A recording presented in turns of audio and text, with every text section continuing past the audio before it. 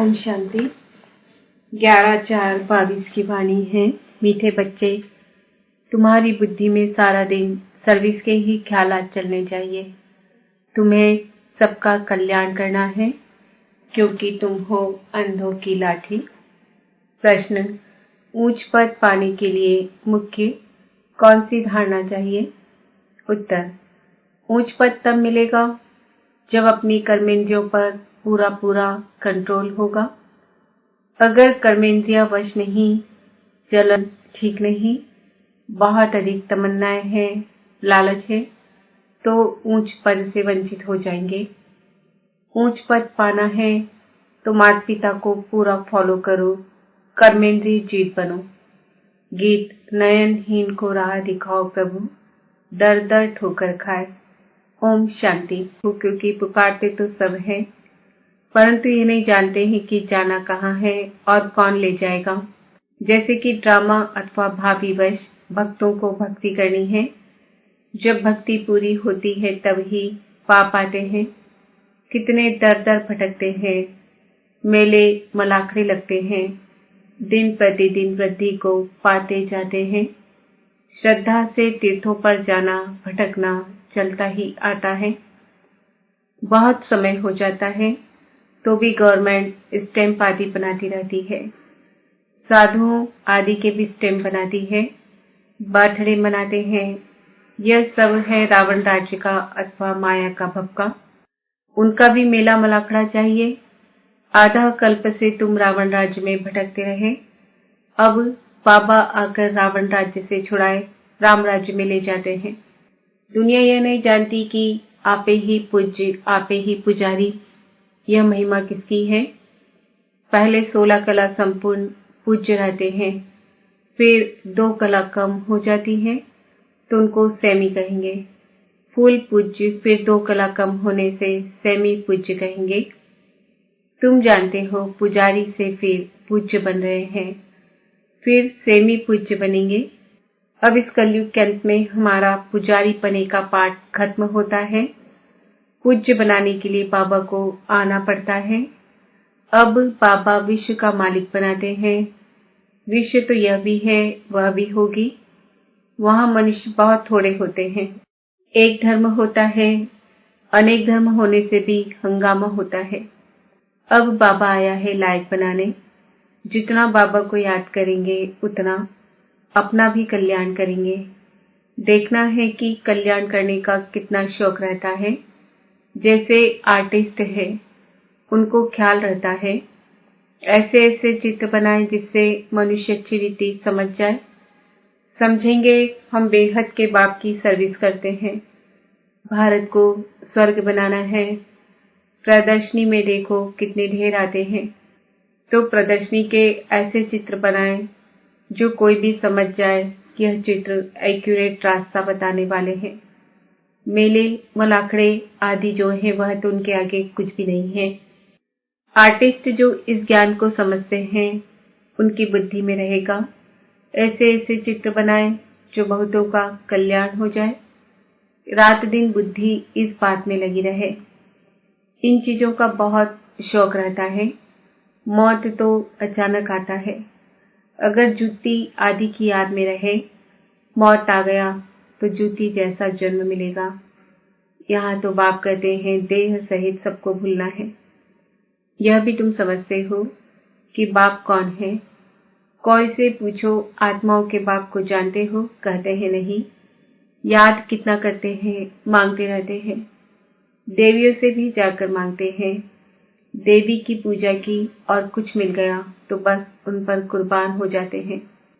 फिर पुजारी को भी पकड़ लेते हैं, वह भी आशीर्वाद आदि करते हैं। कितनी अंधश्रद्धा है। तो ऐसे ऐसे गीतों पर प्रदर्शनी में भी समझा सकते हो। यह प्रदर्शनी तो गांव गांव में जाएगी। बाप गरीब निवाज है, उन्हों को जोर से उठाना है। साहूकार तो कोटों में कोई निकलेगा, प्रजा तो ढेर है। यहाँ तो मनुष्य से देवता बनना है। बाप से वर्षा मिलता है। पहले पहले तो बाप को जानना चाहिए कि वह हमको पढ़ाते हैं। इस समय मनुष्य कितने पत्थर बुद्धि हैं। देखते भी हैं, इतने सेंटर्स पर आते हैं। सबको निश्चय है बाप टीचर सदगुरु है, यह भी समझते नहीं है। यह पाप की दुनिया तो है ही। भगवान उवाच, यह आसुरी संप्रदाय है, मैं इनको दैवी संप्रदाय बनाता हूँ। फिर मनुष्यों की कमेटियां आदि यह कार्य कैसे कर सकती? यहाँ तो सारी बात ही बुद्धि की है। भगवान कहते हैं तुम पतित हो, तुमको भविष्य के लिए पावन सो देवता बनाता हूँ। इस समय सभी पतित है। पतित अक्षर ही विकार पर है। सतयुग में वाइसलेस वर्ल्ड थी, यह है विशेष वर्ल्ड। कृष्ण को 16,108 रानियां दे दी है, यह भी ड्रामा में नूर है। जो भी शास्त्र बनाए हुए हैं उनमें ग्लानि कर दी है। बाबा जो स्वर्ग बनाते हैं उनके लिए भी क्या क्या कहते हैं। अभी तुम जानते हो बाबा हमको कितना ऊंच बनाते हैं, कितनी अच्छी शिक्षा देते हैं। सच्चा सच्चा सत्संग यह है, बाकी सब है झूठ संग। ऐसे को फिर परमपिता परमात्मा आकर विश्व का मालिक बनाते हैं।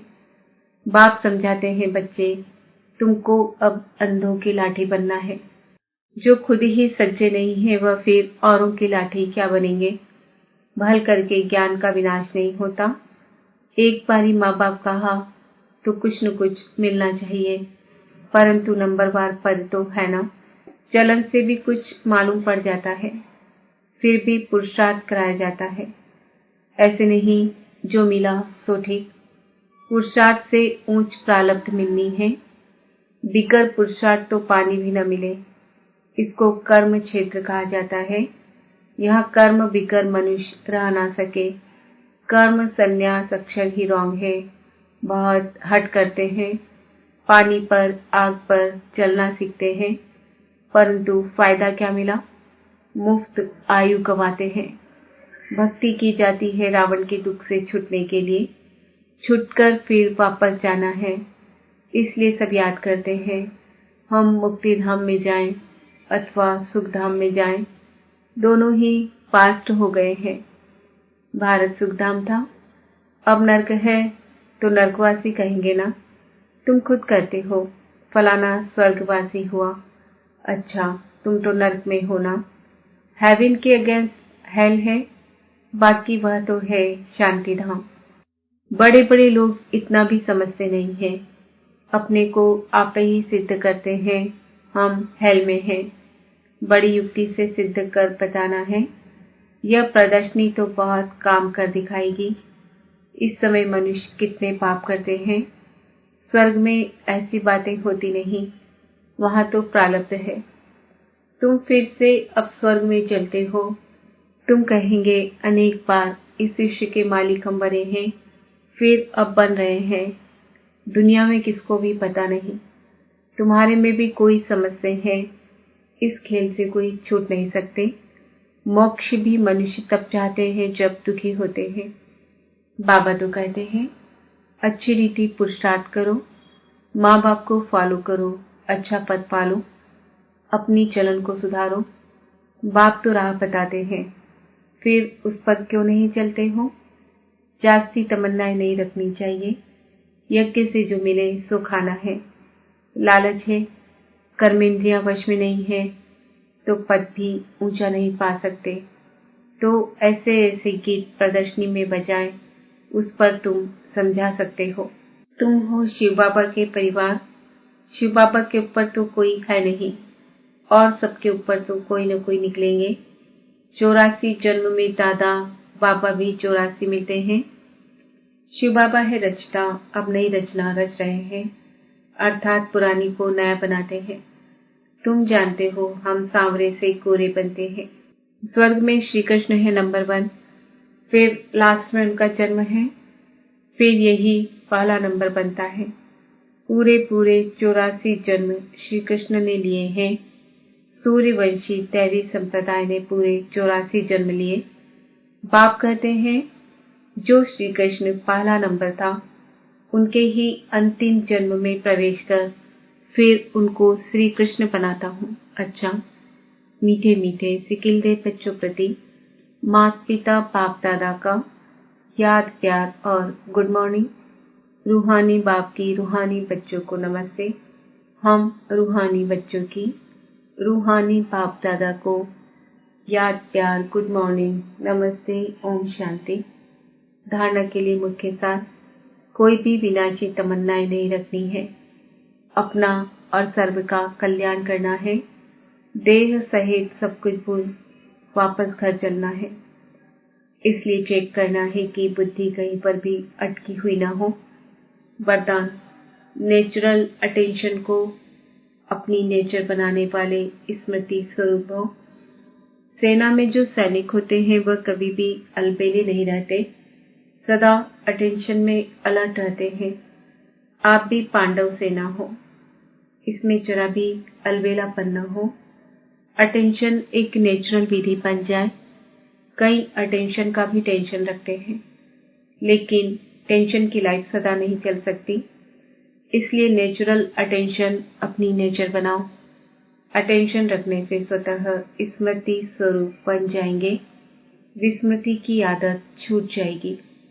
स्लोगन, स्वयं के स्वयं टीचर बनो तो सर्व कमजोरियां स्वतः समाप्त हो जाएगी। मातेश्वरी जी के अनमोल महावाक्य। याद का संबंध है ज्ञान से। ज्ञान के बिना याद यथार्थ नहीं रह सकती। पहले पहले मनुष्य को अपने सुखी जीवन बनाने के लिए कौन सी मुख्य पॉइंट बुद्धि में रखनी है? पहले तो ये मुख्य बात समझनी है कि जिस परमात्मा बाप की हम संतान हैं, उस बाप की याद में हर समय श्वासों श्वास उपस्थित रहे। उस अभ्यास में रहने की पूर्ण रीति से कोशिश करनी है। अब सांसों श्वास का मतलब है लगातार बुद्धि योग लगा रहे, जिसको निरंतर योग अटूट अजपा जाप याद कहा जाता है। यह कोई मुख से जपने वाली याद नहीं है और न कोई मूर्ति सामने रख उसका ध्यान रखना है, परंतु ये बुद्धि योग द्वारा याद रखनी है। अब वो याद भी निरंतर जप रह सकेगी जब परमात्मा का पूरा परिचय हो, तभी ही ध्यान पूर्ण लग सकेगा। परंतु परमात्मा तो गीता में साफ कहते हैं, न मैं ध्यान से न जप से मिलता हूँ और न मेरी सूरत को सामने रख उनका ध्यान करना है, परंतु ज्ञान योग द्वारा परमात्मा को पाना है। इसलिए पहले चाहिए ज्ञान। ज्ञान बिगर याद कायम रह नहीं सकेगी। याद का ताल्लुक है ही ज्ञान से। अब ज्ञान से चाहे मन से कल्पना करें, वह बैठकर दर्शन करें। अगर उस देखी हुई चीज का भी पहले ज्ञान होगा, तब ही योग और ध्यान ठीक लग सकता है। इसलिए परमात्मा कहते हैं, मैं कौन हूँ, मेरे साथ कैसे योग लगाना है, उसका भी ज्ञान चाहिए। ज्ञान के लिए फिर पहले संग चाहिए। अब यह सब ज्ञान की पॉइंट बुद्धि में रखनी है, तब ही योग ठीक लग सकेगा। सृष्टि की आदि कैसे होगी? मनुष्य पूछते हैं, परमात्मा ने सृष्टि कैसे रची? आदि में कौन सा मनुष्य रचा? अब उसका नाम रूप समझना चाहते हैं। अब उस पर उन्हों को समझाया जाता है कि परमात्मा ने सृष्टि की आदि ब्रह्मादन से की है। पहला आदमी ब्रह्मा रचा है। तो जिस परमात्मा ने सृष्टि की आदि की है, तो अवश्य परमात्मा ने भी इस सृष्टि में अपना पार्ट बजाया है। अब परमात्मा ने कैसे पार्ट बजाया? पहले तो परमात्मा ने सृष्टि को रचा, उसमें भी पहले ब्रह्मा को रचा। तो गोया पहले ब्रह्मा की आत्मा पवित्र हुई, वही जाकर श्री कृष्ण बनी। उसी तन द्वारा फिर देवी देवताओं की सृष्टि की स्थापना की। तो देवी सृष्टि की रचना ब्रह्मा तन द्वारा कराई। तो देवी देवताओं का आदि पिता ठहरा ब्रह्मा। ब्रह्मा सो श्री कृष्ण बनता है। वही श्री कृष्ण का फिर अंत का जन्म ब्रह्मा है। अब ऐसे ही सृष्टि का नियम चलता आता है। अब वही आत्मा सुख का पाठ पूरा कर दुख के पाठ में आती है, तो रजो तमो अवस्था पास कर फिर शूद्र से ब्राह्मण बनती है। तो हम हैं ब्रह्मावंशी, सो शिववंशी सच्चे ब्राह्मण। अब ब्रह्मावंशी इसको कहते हैं जो ब्रह्मा के द्वारा अविनाशी ज्ञान लेकर पवित्र बनते हैं। ओम शब्द का यथार्थ अर्थ जब हम ओम शांति शब्द कहते हैं तो पहले ओम शब्द के अर्थ को पूर्ण रीति से समझना है। अगर कोई से पूछा जाए ओम का अर्थ क्या है, तो वो लोग ओम का अर्थ बहुत ही लंबा चौड़ा सुनाते हैं। ओम का अर्थ ओमकार बड़े आवाज से सुनाते हैं। इस ओम पर फिर लंबा चौड़ा शास्त्र बना देते हैं, परंतु वास्तव में ओम का अर्थ कोई लंबा चौड़ा नहीं है। अपने को तो स्वयं परमात्मा ओमकार बहुत ही सरल और सहज समझाते हैं। ओम का अर्थ है मैं आत्मा हूँ, मेरा असली धर्म शांत स्वरूप है। अब इस ओम के अर्थ में उपस्थित रहना है। तो ओम का अर्थ मैं आत्मा परमात्मा की संतान हूँ। मुख्य बात यह हुई कि ओम के अर्थ में सिर्फ टिकना है, बाकी मुख से ओम का उच्चारण करने की जरूरत नहीं है। यह तो बुद्धि में निश्चय रखकर चलना है। ओम का जो अर्थ है उस स्वरूप में स्थित रहना है। बाकी वह लोग भल ओम का अर्थ सुनाते हैं, मगर उस स्वरूप में स्थित नहीं रहते। हम तो ओम का स्वरूप जानते हैं, तब ही उस स्वरूप में स्थित होते हैं। हम यह भी जानते हैं कि परमात्मा बीज रूप है और उस बीज रूप परमात्मा ने इस सारे झाड़ को कैसे रचा हुआ है, उसकी सारी नॉलेज हमें अभी मिल रही है। अच्छा, ओम शांति। आज का सोमान है मैं आत्मा सर्व की कल्याणकारी हूँ। ओम शांति।